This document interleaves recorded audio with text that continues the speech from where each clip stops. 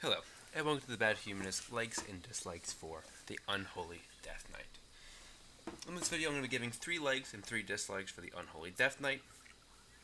The idea being, again, to kind of give you introduction into the overall class. If you want a more in-depth look at this class, please go ahead and watch my much longer video going in-depth into the Unholy Death Knight. You should be able to see a link to that up in the corner now.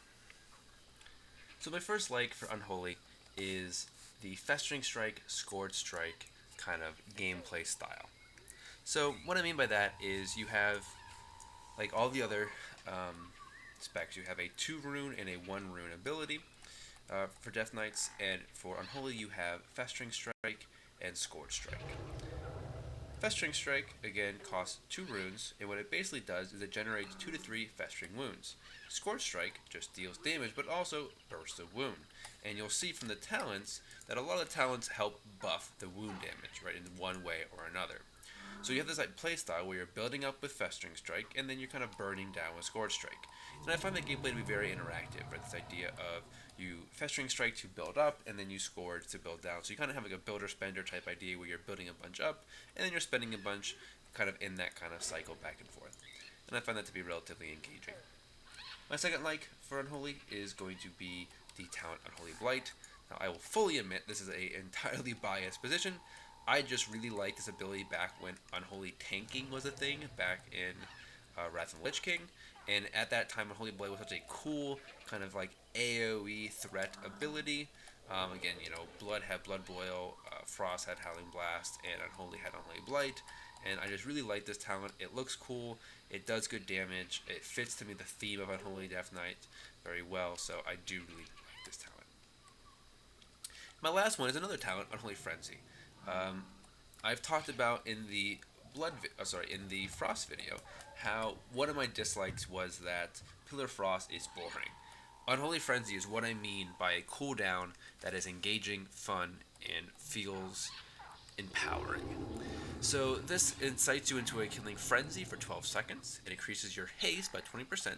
So you feel yourself attacking faster, you feel the rude regeneration increasing, but it also causes your auto attacks to infect the target with a festering wound.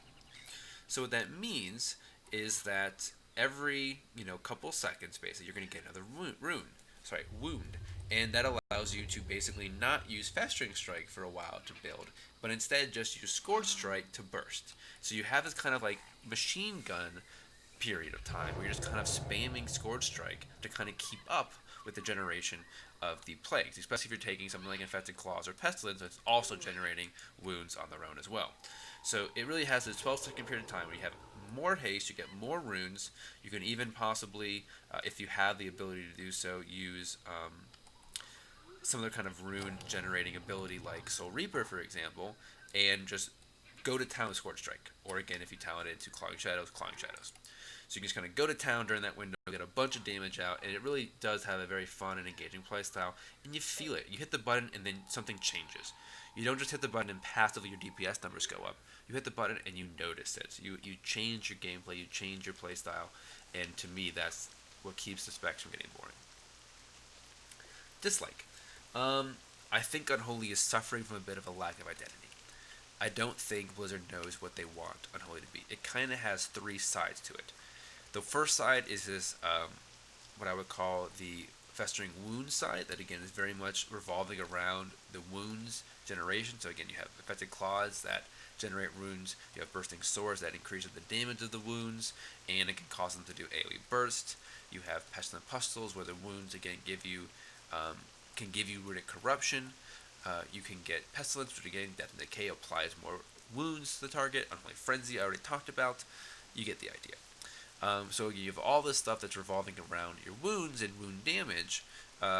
That's one part of it. The other part of it is kind of like the pet, right? Unholy is supposed to be like a pet class.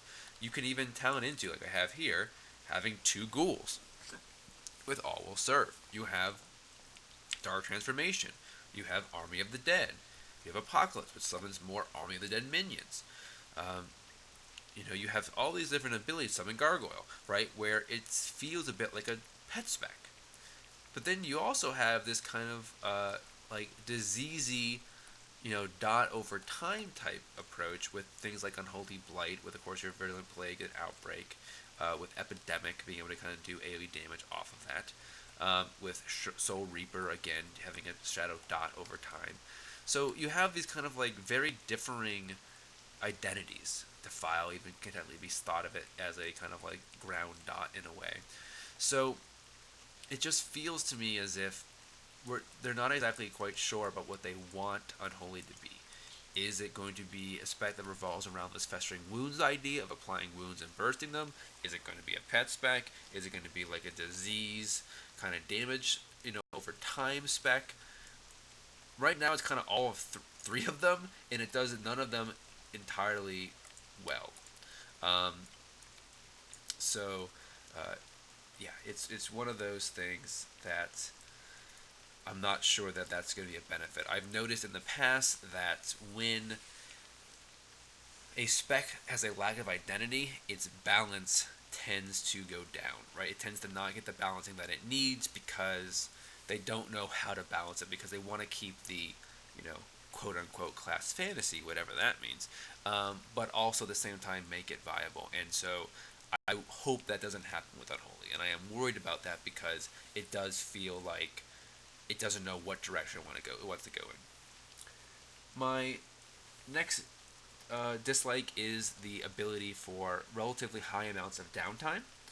So you will find that, again, this spec has built-in downtime. The calculations just don't work out in your favor, so that you can keep runes and runic power availability up there, right? No matter what, there's going to be a period of time when you have no RP and you're waiting on runes. Now, an ability like Soul Reaper really, really helps this, and I almost wish that Soul Reaper was built in, maybe, or again, move to a different road and make it, again, a talent that isn't as competitive with some of the other kind of choices there. But I like the ability to generate runes. It really does help reduce downtime. Um, Harbinger of Doom does that as well by allowing you to get free death coils. So yeah, so we'll have to kind of wait and see, obviously, as far as what the end thing turns out with. But I do feel that currently that there is built-in downtime, and I personally never find that to be fun. I know others enjoy a lower APM playstyle. I don't. If you do, Unholy might be actually good for you, but still, I just feel that sitting around in melee, just melee hitting, is not fun. And my final dislike for Unholy is going to be their mastery. Now, my complaint with their mastery is very similar to what Blizzard has actually commented on when it comes to Marksman Hunter. So if you're not aware, I will explain both Unholy's mastery situation as well as Marksman's and what Blizzard's response to Marksman's was, and why I feel that the same response is necessary for Unholy. So Unholy's mastery is called Dreadblade, and it is that you increase the damage of your shadow damage abilities by 66.3%, right? And that will scale with your mastery. Well, the problem is that Scorch Strike inherently is half physical, half shadow, and only the shadow damage scales with the mastery. Festering Strike is entirely physical. The Festering Wounds, however, are shadow. Now, the language is a bit arbitrary as to whether or not Festering Wound would actually count, because it doesn't count as an ability. I think it does, and again, it seems like it is scaling with mastery, but again, that's not clear on the tooltip, and not clear on the description of mastery.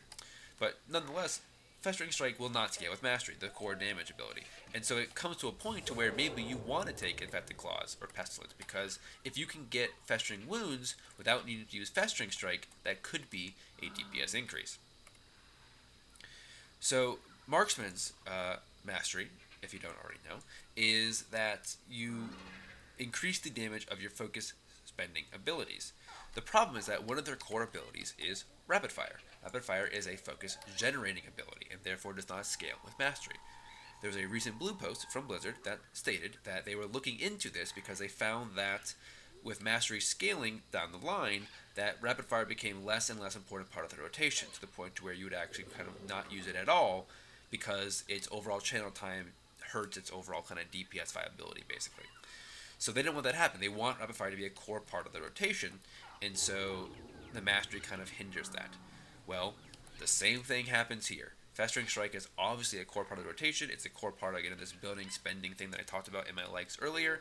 And so the mastery not helping Festering is going to hurt. Now, I believe Blizzard's thought process is that strength scaling, because Festering Strike does scale more off of strength, will make up for it. Because strength scaling should be better in BFA than it was in Legion compared to secondary. And so we'll have to wait and see on that. But I do worry that because Festering Strike does not benefit at all from one of your stats, that it could lose out over time, especially if Mastery turns out to be a very valuable stat. If you're taking things like Clawing Shadows and such, that moves more of your damage over to the Shadow Realm. So those are my likes and dislikes for Unholy. What are your thoughts? What are your likes and dislikes for Unholy? Let me know down there in the comments. If you like this video, please go ahead and give me a like. If you dislike it, go ahead and give me a dislike. If you like this content and want to see more, or want to see more in-depth approaches to the different specs on the BFA Beta, go ahead and subscribe to my channel. I'll have a video out every single day. I will eventually go through every single class here on the beta. So any class you're interested in, just wait around and eventually you'll get what you are looking for. Thank you very, very much for watching, and I hope to see you in those future videos.